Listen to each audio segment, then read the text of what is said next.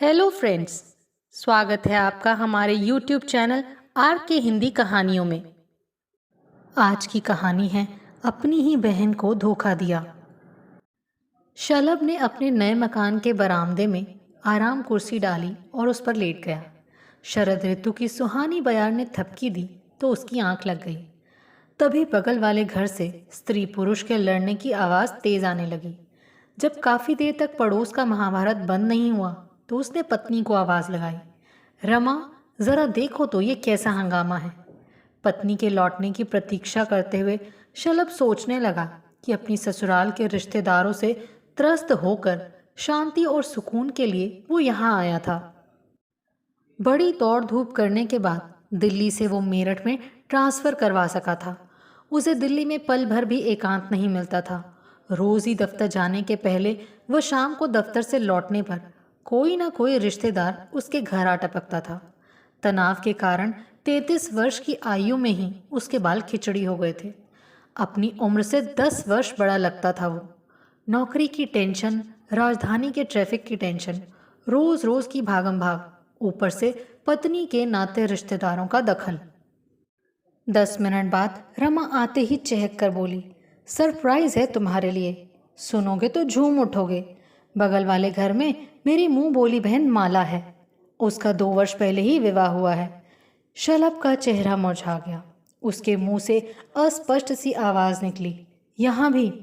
रमा आगे बोली, नहीं समझे भाई, माँ की सहेली अनुभा मौसी की लड़की है ये। इसके विवाह में मैं जा नहीं पाई थी, अपना दीपू पैदा हुआ था ना।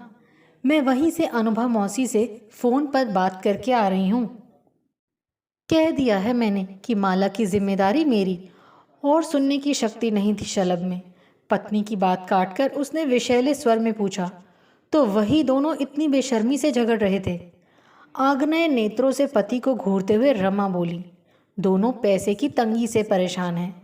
भली चंगी नौकरी थी दोनों के पास, माला की कॉल सेंटर में और महेश की एक प्राइवेट कंस्ट्रक्शन कंपनी में। माला देर से घर लौटती थी, इसीलिए महेश ने उसकी नौकरी छुड़वा दी। माला के नौकरी छोड़ते ही महेश की कंपनी भी अचानक बंद हो गई। 2 माह से बेचारों को वेतन नहीं मिला है। मैंने फिलहाल 10,000 रुपये देने का वादा। चीख पड़ा शलभ बीच में ही, बिना मुझसे पूछे किसी भी ऐरे गहरे को। ऐरी गहरी नहीं, मेरी मौसी की बेटी है वो, रमा दहाड़ी। तो तुम्हारी मौसी क्यों नहीं? बोलते बोलते रुक गया शलभ। सामने गेट के अंदर प्रवेश कर रहा था एक अत्यंत सुंदर, आकर्षक, सजा धजा जवान जोड़ा। दोनों एक दूसरे के लिए बने दिख रहे थे। शलभ ठगा सा उन्हें देखने लगा। तभी रमा ऊंचे स्वर में चिल्लाई, आओ माला, महेश। अपने शांत जीवन में अनाधिकार प्रवेश करके खलल उत्पन्न करने वाले इस खूबसूरत जोड़े को नापसंद नहीं कर सका शलभ। सौंदर्य निहारना उसकी कमजोरी थी। चाय पानी के बाद माला धीरे से बोली, दीदी आपने पैसे? हाँ हाँ, कहते हुए रमा ने रखे 10,000 रुपये लाकर माला को दे दिए। रुपए मिलते ही दोनों हंसते हुए गेट से बाहर हो गए और स्कूटर पर फौरन फुर हो गए।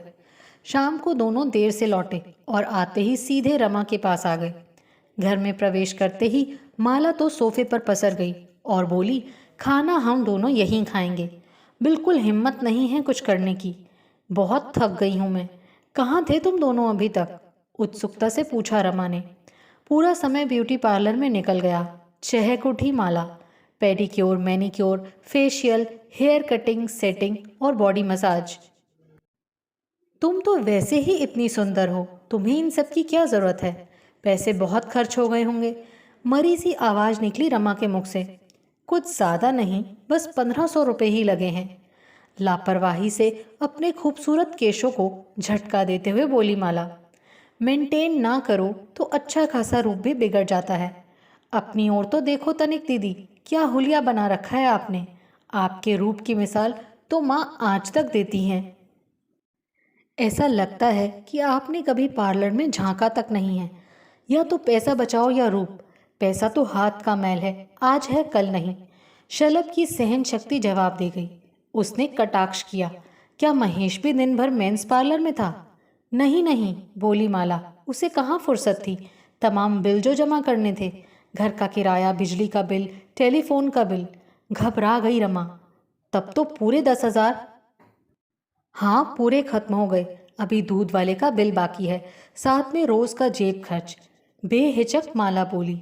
शलभ क्रोध से मन ही मन बुदबुदाया। हाथ में फूटी कौड़ी नहीं, अंदाज रईसों के। पति का क्रोधित रूप देखकर रमा घबरा कर बोली, माला तुम थकी हो दिन भर की, जाकर आराम करो, मैं आती हूँ। माला के जाते ही शलभ के अंदर दबा आक्रोश ज्वालामुखी की तरह फट पड़ा। कहीं नहीं जाओगी तुम। तुम्हारे रिश्तेदारों से बचकर मैं यहाँ आया था, सुकून की जिंदगी की तलाश में, लेकिन आसमान से गिरा खजूर में अटका। पति से नजरें बचाकर रमा चुपके से 1,000 रुपये और दे आई माला को, और साथ में शीघ्र अतिशीघ्र नौकरी ढूंढने की हिदायत भी। उसे पता चला कि माला और महेश ने आसपास के कई लोगों से उधार लिया हुआ था। पैसा हाथ में नहीं रहने पर आपस में झगड़ते थे, और पैसा हाथ में आते ही दोनों में तुरंत मेल हो जाता और हंसते खिलखिलाते वो मौज मस्ती करने निकल पड़ते। स्कूटर में ऐसे सेट कर बैठते मानो इनके समान कोई प्रेमी जोड़ा नहीं है। ऐसे लगता कि उस समय झगड़ने वाले ये दोनों नहीं, कोई दूसरे थे। इन दोनों के आपसी झगड़ों के कारण पड़ोसी भी दो खेमों में बंट गए थे। कुछ माला का दोष बताते थे तो कुछ महेश का। इन दोनों का प्रसंग छिड़ते ही दोनों खेमे बहस पर उतारू हो जाते। धीरे धीरे 6 माह गुजर गए। इस खूबसूरत जोड़े की असलियत जग जाहिर हो चुकी थी, इसीलिए सबसे कर्ज मिलना बंद हो गया था। अब मकान मालिक भी इन्हें रोज आकर धमकाने लगा था। 6 माह से उसका किराया जो बाकी था। एक दिन क्रोधित होकर मकान मालिक ने माला के घर का सामान सड़क पर फेंक दिया और कोर्ट में घसीटने की धमकी देने लगा। पड़ोसियों के बीच बचाव से वो बड़ी मुश्किल से शांत हुआ। रोज की अशांति और फसाद से शलभ त्रस्त हो गया। उसका मेरठ से और नौकरी से मन उचाट हो गया। न तो वो मेरठ में रहना चाहता था, न ही दिल्ली वापस जाना चाहता था। इन 2 शहरों को छोड़कर उसकी कंपनी की किसी अन्य शहर में कोई शाखा नहीं थी। आखिर नौकरी बदलने की इच्छा से शलभ ने मुंबई की एक फर्म में आवेदन पत्र भेज दिया। एक शाम शलभ दफ्तर से अपने घर लौटा तो अपने गेट के बाहर पुलिया पर अकेली माला को उदास बैठा पाया। रमा अपनी परिचित के यहाँ लेडी संगीत में गई हुई थी। देर रात तक चलने वाले कार्यक्रम के कारण वो शीघ्र लौटने वाली नहीं थी। पूछने पर माला ने बताया कि 6 माह से किराया नहीं देने के कारण मकान मालिक ने उसकी व महेश की अनुपस्थिति में मकान पर अपना ताला लगा दिया है। महेश उसे यहाँ बिठाकर मकान मालिक को मनाने गया था। शलभ कुछ देर तो दुविधा की स्थिति में खड़ा रहा। फिर उसने माला को अपने घर के अंदर बैठने के लिए कहा। घर के अंदर आते ही माला शलभ के गले लगकर बिलखने लगी। हालांकि शलभ बुरी तरह चिढ़ा हुआ था माला महेश की हरकतों से, पर खूबसूरत माला को रोती देख उसका हृदय पसीज उठा। माला का गदराया यौवन और आंसू से भीगा अद्वितीय रूप शलभ को पिघलाने लगा। माला के बदन के मादक स्पर्श से शलभ के तन बदन में अद्भुत उत्तेजना की लहर दौड़ गई। माला के बदन की महक व उसके नर्म खूबसूरत केशों की खुशबू उसे रोमांचित करने लगी। शलभ के कान लाल हो गए, आंखों में गुलाबी चाहत उतर आई और हृदय धौंकनी के समान धड़कने लगा। तीव्र उत्तेजना की झुरझुरी ने उसके बदन को कपकपा दिया। पल भर में वो माला के रूप लावण्य के वशीभूत हो चुका था। अपने को संयमित करके शलभ ने माला को अपने सीने से अलग किया और धीरे से सोफे पर अपने सामने बैठाकर सांत्वना दी। शांत हो जाओ, सब ठीक हो जाएगा। माला ने अश्रुपूरित आंखों से शलभ की आंखों में झांकते हुए पूछा, पैसा नहीं है हमारे पास, कैसे ठीक होगा? मैं कुछ करता हूँ। अस्फुट भर्राया सा स्वर निकला शलभ के गले से। आता हूँ मैं बस अभी, तब तक तुम यहीं बैठो, कहकर शलभ ने एटीएम कार्ड उठाया और गाड़ी से निकल पड़ा।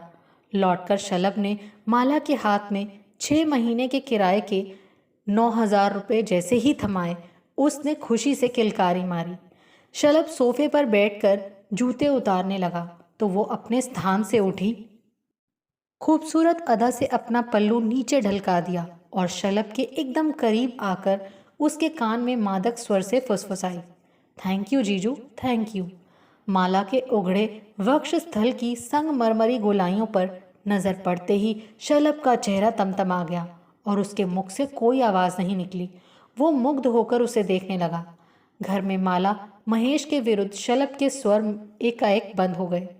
पति के रुख में अचानक बदलाव पाकर रमा को आश्चर्य तो हुआ, पर वास्तविकता से अनभिज्ञ उसने राहत की सांस ली। रोज रोज की तकरार से उसे मुक्ति जो मिल गई थी। नहीं चाहते हुए भी शलभ ने पत्नी से माला को 9,000 रुपये देने की बात गुप्त रखी। माला को भी इस बात का एहसास हो गया था कि उसे देखकर सदैव भ्रिकुटी तानने वाला शलभ उसके रूप के चुंबकीय आकर्षण में बंधकर मेमना बन गया था। वो उसे अपने मोहपाश में बांधे रखने के लिए उस पर और अधिक डोरे डालने लगी। जब भी रमा किसी काम से बाहर जाती, सहज सरल भाव से वो माला के ऊपर घर की देखरेख का जिम्मा सौंप देती। इसका भरपूर फायदा उठाती माला। उसके तो दोनों हाथों में लड्डू थे। रमा के सामने आंसू बहाकर माला पैसे मांग लेती और शलभ उस पर आसक्त होकर अब स्वयं ही धन लुटा रहा था। अपने सहज सरल स्वभाव वाले निष्कपट अनुरागी पति को अपने दिन प्रतिदिन उदासीन व ऊष्मा रहित होता देख रमा का माथा ठनका, पर बहुत सोच विचारने के बाद भी वो सत्य का पता नहीं लगा पाई।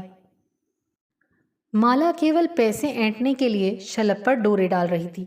उसकी तनिक भी रुचि नहीं थी शलभ में। पर एक दिन शलभ अपना संयम खो बैठा और माला के सामने प्रणय निवेदन करने लगा। पहले तो माला घबरा गई, फिर उसे विचित्र नजरों से घूरने लगी। फिर बोली, जीजू फौरन 10,000 रुपयों का इंतजाम करो, नहीं तो मैं आपका कच्चा चिट्ठा रमा दीदी के सामने खोलती हूँ। मरता क्या ना करता। रुपए पाकर माला प्रसन्न हुई, फिर तो उसका लोभ बढ़ता गया। उसने रमा पर भी अपना भावनात्मक दबाव बढ़ा दिया था। शीघ्र ही रमा के घर में आर्थिक तंगी शुरू हो गई।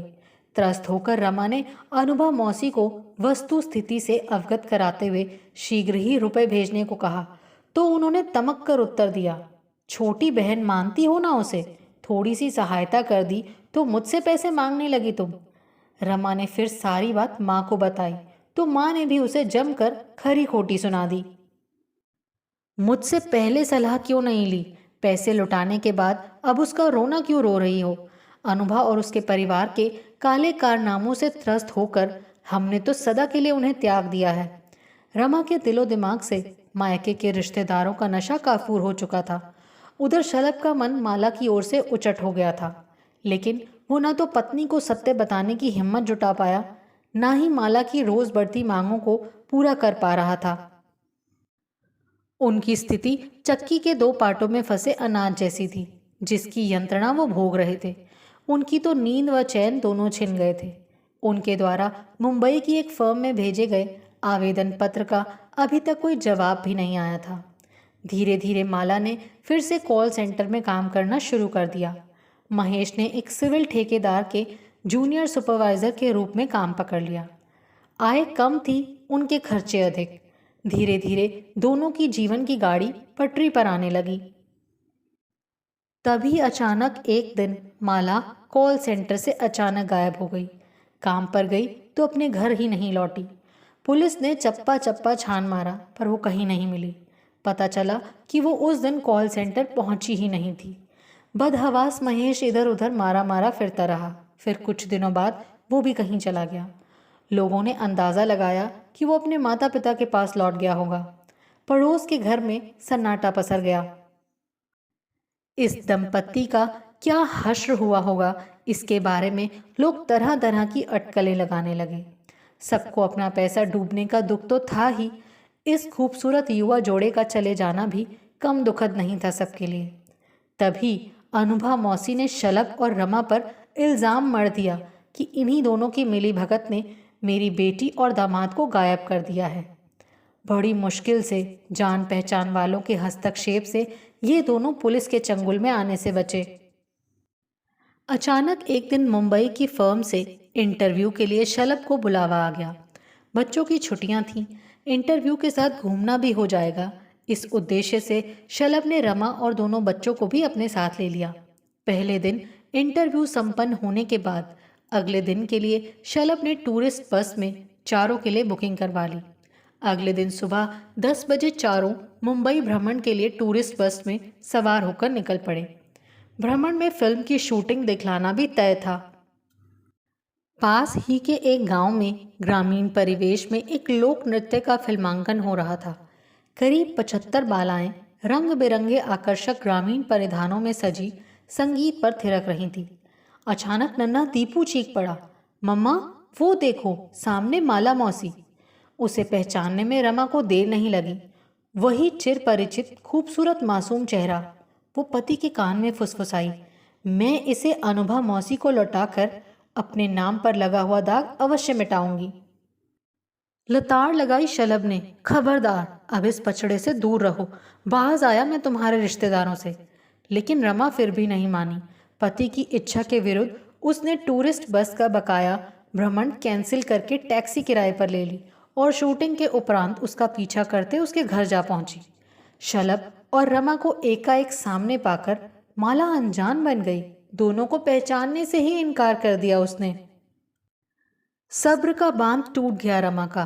क्रोध से चीखी वो, तू यहाँ ऐश कर रही है और तेरी माँ ने हम दोनों को पुलिस के हवाले कर दिया कि तुझे गायब करने में हमारा हाथ है।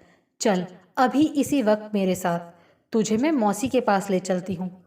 माला ने मौन व्रत धारण कर लिया।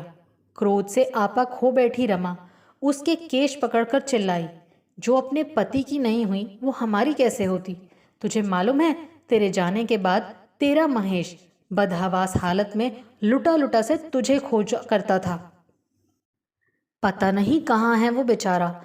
माला ने अचानक चुप्पी तोड़ी और चीखने लगी, बचाओ बचाओ।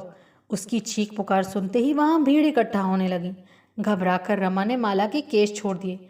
वहाँ रुकना उचित ना समझकर शलभ ने रमा की बाँह पकड़ी और उसे टैक्सी की ओर खींच कर ले चला। चलते चलते वो बोला, यहाँ तमाशा खड़ा ना करके हमें चुपचाप मेरठ में इसके तमाम कर्जदारों को इसका अता पता बता देना चाहिए, वही आगे की कार्यवाही करेंगे। अता पता? इधर उधर देखते हुए दोहराया रमा ने, अरे ये कौन सी जगह है, हमें तो मालूम ही नहीं। रुको अभी आती हूँ, घर का नंबर गली मोहल्ला सब पता करके। रमा जैसे ही पलटकर माला के घर के पास पहुंची तो जड़ हो गई। माला ताली पीट पीट कर हंसते हुए पूछ रही थी, कहो माँ कैसी थी मेरी एक्टिंग? छुट्टी कर दी ना मैंने माला दीदी की, अब इधर आने की दोबारा जरूरत नहीं करेंगी। अनुभा मौसी ने शाबाशी दी बेटी को, मान गए भाई, तूने तो टॉप हीरोइंस को भी मात कर दिया। क्या एक्टिंग थी तेरी, अब तो तू हीरोइन बनेगी। सामने खड़े ही कर रहे थे महेश व माला के पिता। रमा को काटो तो खून नहीं, उसमें कुछ और पूछने और सुनने की शक्ति ही नहीं थी। लौटकर आ बैठी कार में। पति को सारा वृतांत सुनाकर वो फफक कर रो पड़ी। सबकी मिली भगत थी, धोखा देकर पैसे ऐंठने की अपनी सफलता पर जश्न मना रहे थे वो सब। बड़ी ही मासूमियत से सरल हृदयी लोगों की सहानुभूति प्राप्त करके छला था माला महेश ने। आपको हमारी ये कहानी कैसी लगी प्लीज़ कमेंट करके ज़रूर बताइए। अगर आप इस चैनल पर नए हैं तो इसे सब्सक्राइब करें और शेयर करें। Thank you.